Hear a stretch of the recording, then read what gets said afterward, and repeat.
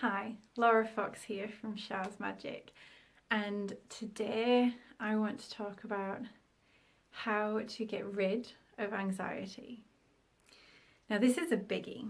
It's something that I'm pretty sure at some point in everybody's life they experience anxiety, and it's something that's really close to my heart as well because for years I was debilitated by anxiety. I had a whole time in my life through uni where I didn't want to leave the house, and when I did, I would feel this anxiety bubble up and create a rod in my chest, and it was one of the hardest times in my life. So if you're somebody that's experiencing anxiety, I get it. I've been there. And one of the biggest things to know is that you are not alone. There are so many people out there experiencing this. So I'm going to give you 6 pretty simple things that you can start implementing straight away to help you get rid of this anxiety. So, number 1, social media. It's something that we need to reduce or stop. And the main reason for this is as you're scrolling and looking through everyone else's feeds and everyone's highlight reel and all the perfect things that are going on for people, it just creates more and more anxiety and causes you to highlight the areas in your life where you feel like you're lacking. When really everyone else is going through the same stuff. They just don't share that. They don't post it. And if you get stuck in that comparison, then that's just going to amplify everything else. All of this anxiety that you're experiencing is going to be amplified. Also, as you're scrolling through social media, you'll find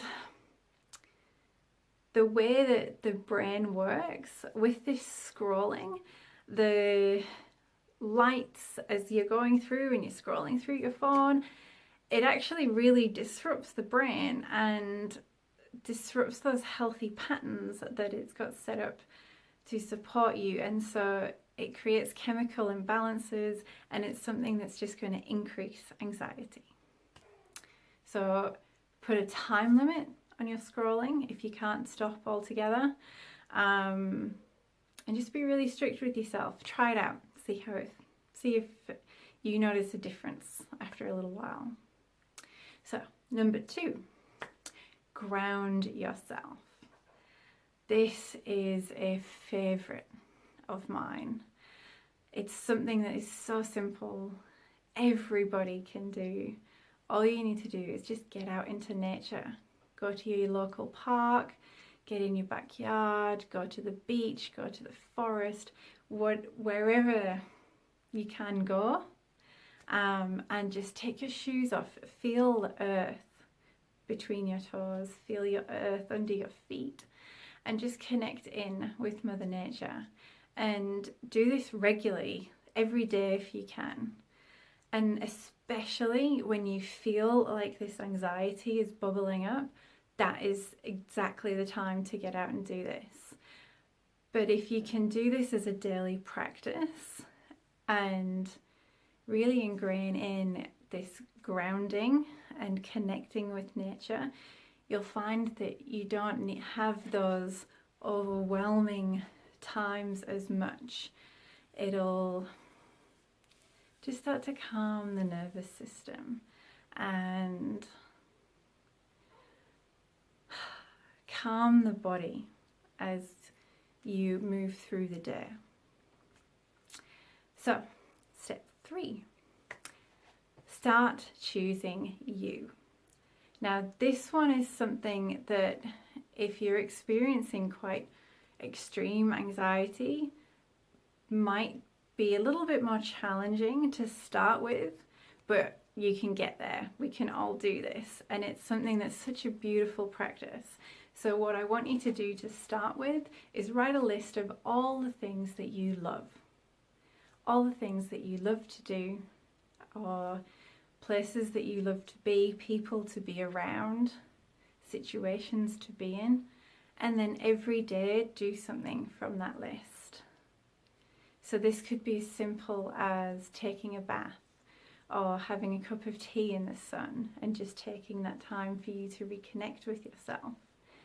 It could be going on a walk through the trees and the forest.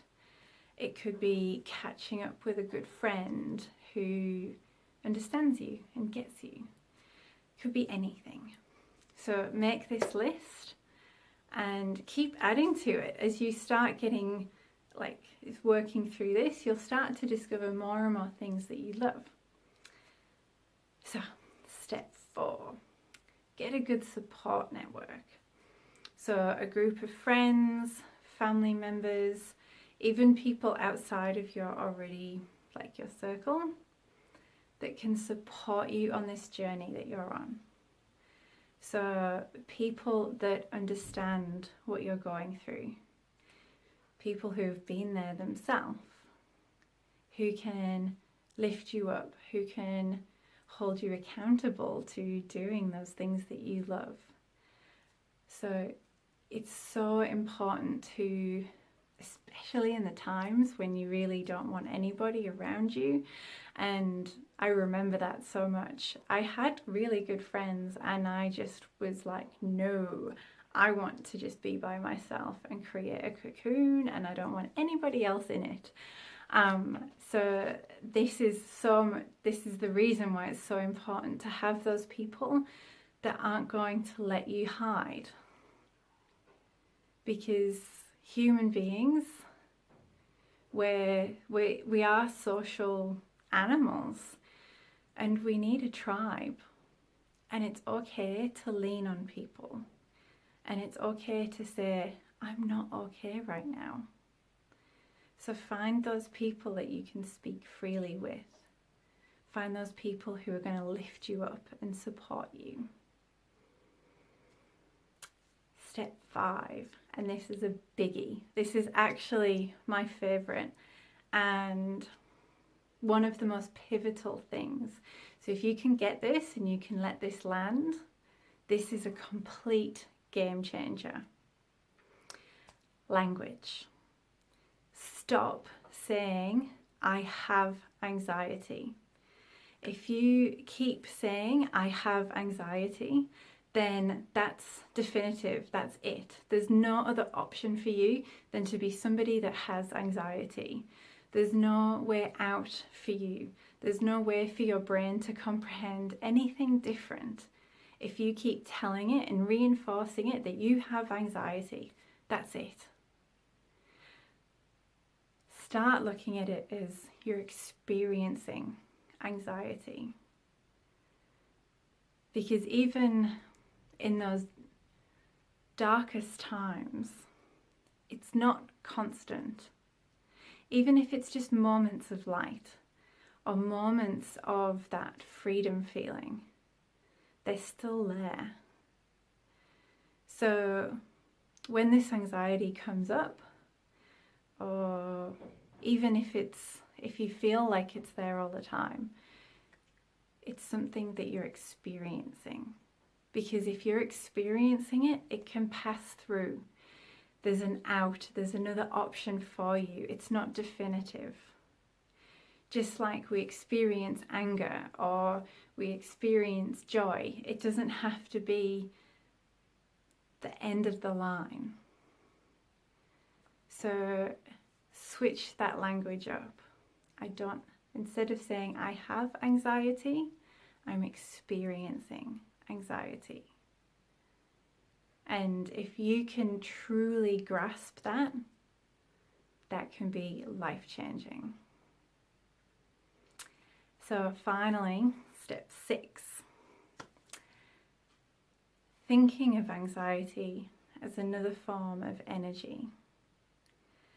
So this is something that I actually still draw on now. Because for me, when it bubbles up and I can feel it, it's kind of, I I know it comes on differently for different people, but it's something I do still experience from time to time, especially when I'm putting myself in new situations or in crowds or putting myself out on here to be openly critiqued.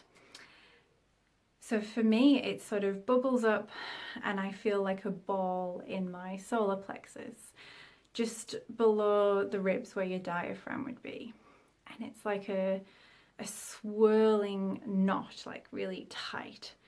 And then when it gets stronger, it comes up and there's like a rod in my chest. And previously, I would then get to a stage where I'd find it hard to breathe. Now I don't get to that point. And I rarely get to this point of the rod in my chest because I look at it as another form of energy. So anxiety, just like fear, responds in the brain, sends off the same signals as excitement. So I can understand that it's probably a pretty crazy concept to say, hey, what if you're not actually anxious and you're just really excited and you're just getting confused? That's not what I'm saying. But if you could look at anxiety as a form of energy and you've just got a huge amount of energy that is bubbling in your system with no outlet, nowhere to go. So some ways to look at shifting this, something you can do is to acknowledge it and just take a few deep breaths. Maybe place your hand on your belly with your thumb in your belly button and your hand just below your belly and just take a few deep breaths. So breathing in for 4, holding it and breathing out for 4. And if the energy just feels too much and that's just not shifting it, start to move your body, like actually get into your body. Put on some crazy music so that you can dance around and get this energy moving. Or something I tend to do is I'll either dance or I pace. So if I'm starting to experience this anxiety come up, I'll just do a few laps around the house. And it's amazing how just by moving my legs and getting into my body, I can start to feel that energy shifting and it transforms and I actually then start to feel excited. So as you feel this coming on, as you feel that experience of anxiety starting to raise, then do something to get into your body. Resist the urge to stop and resist the urge to just clam up, because that's actually going to elevate it. Because if this is energy, energy needs movement to transform and to transcend. So use this as something to your advantage. Use this energy for good. See if you can find some inspiration in there. And use it to just drop into your body and get out of the mind. Because at the end of the day, that's what anxiety is coming back to. Is it's in the mind and it manifests in the body. And it's a real thing, but it's not a permanent thing. And it's something that you can move through, something that you can grow from. And it's something that can make you a better person. So lean into it, breathe into it, find those people that can support you and lift you up. Remember, it's an experience and not a definite, because you are bigger than this.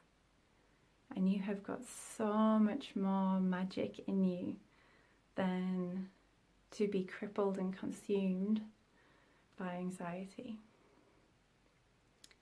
Thank you for joining me today. If you enjoyed this video, if you got any good tips from it, please feel free to subscribe, comment below, share this with somebody that you know is experiencing anxiety themselves. And I look forward to seeing you next time. Thank you and goodbye.